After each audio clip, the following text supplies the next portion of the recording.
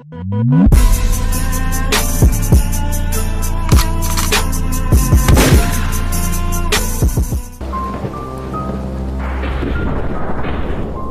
fierce lightning storm was raging outside on the midnight between July 9th and 10th, 1856.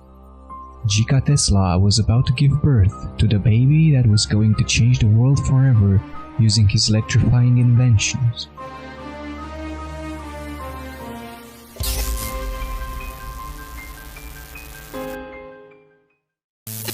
Nikola Tesla had a vision of what's to come into the future.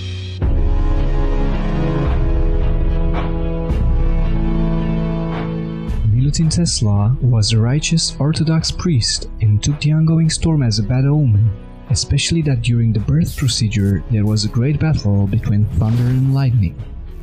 He feared that young Tesla will become a child of sin, but awry he was of what he'll truly become. Contrary to her husband's beliefs, Gica Tesla foretold her son's future correctly. She riposted by claiming with all her essence that young Tesla will become a child of light, and he was about to tame lightning as prophesied. Ever since he was of small age, Nikola Tesla invented all kinds of toys to entertain his peers. As he grew, Tesla learned how to tap into his extraordinarily and until then latent abilities. He could hear thunder from 150 miles away and could see colors that most people could not. When his mother died, he saw a sky full of light, of soothing sounds and marvelous creatures, and one of those beings possessed familiar traits of his mother and was looking at Tesla with infinite love and compassion. With the gift of light bestowed upon him, Tesla then started shaping the 20th century after his own inherent understanding of the universe. Over the course of his life, he received more than 800 different patents. His out-of-this-world abilities allowed him to simply look towards the sun and understand the mechanism behind it, and ways he could apply that knowledge using the means at his disposal. Looking at lightning, his fortunate birth omen, Tesla knew how to manufacture it. He often said before being struck by an idea, "It came like a flash of lightning, and in an instant the truth was revealed." This is one of the characteristics of Tesla that's really important, is he was very good at coming up with sort of simple demonstrations to show people what the possibilities were for the technology he was working on. During the 1893 World Expo in Chicago, he unleashed the power of lightning through a coil designed by himself, sending large lightning bolts towards the amazed crowd. What was even more bewildering was the harmful yet extremely effective alternating current passing through Tesla's body without harming him one bit. The crowd thought of him as a superhuman, and although they were not far off from the truth, he was using a different type of electricity that was different than the other little invention of his rival Thomas Edison. Unlike Edison's direct current, Tesla invented the alternating current, which was extremely efficient. He assembled various generators and motors and transformers based on this technology, for which he held 40 US patents. A battle of AC/DC began between the two, and Tesla was proclaimed victorious after his breakthrough technology had been acquired by industrial and inventor George Westinghouse to be implemented across America. The gap between the two technologies was that Edison's direct current transformers required sizable power plants and thick cables, but those made by Tesla could be transmitted over exponential distances through thin wires, and their intensity could be controlled using a simple switch. His dream as a boy of harnessing the power of Niagara Falls to create electricity was accomplished in 1893, where the first hydroelectric power plant was built, paving way to the electrification of the entire world.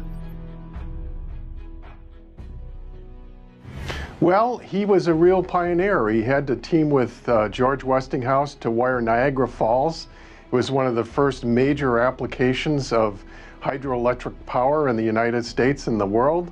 And then they built a system around alternating current and delivering it to big cities, which made a lot of things possible. Big skyscrapers, office buildings, electricity lights in the homes, and a raft of other inventions.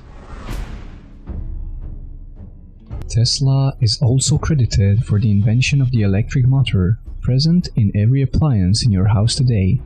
He also made the fluorescent bulbs, neon signs, and the speedometers for automobiles. Due to the greedy nature of humankind, Tesla had to face many ordeals. 3 years before Wilhelm Röntgen was credited for the discovery of X-ray radiation, Tesla had already discovered it and spoke about it extensively.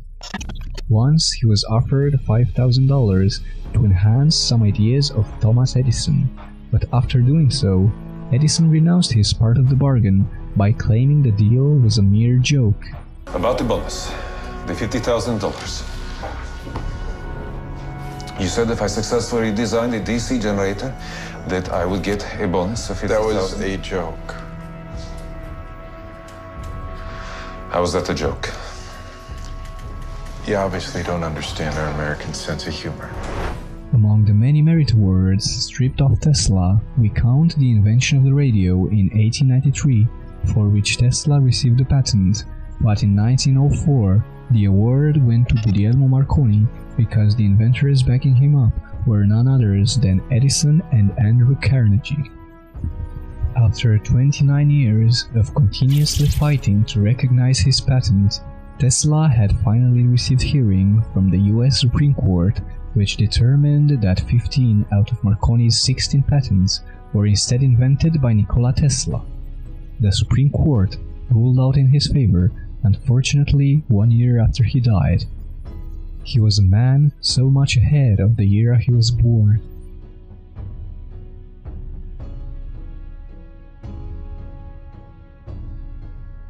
At the start of World War I, Tesla suggested a way in which the Allies could track German submarines using waves of energy, the technology that later would become known as radar.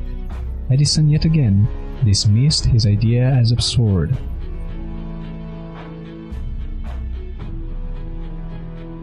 During the same period of the First World War, Tesla envisioned a death ray capable of electrocuting entire armies and destroying tens of thousands of airplanes over a distance of 250 miles by hitting them with beams of concentrated particles.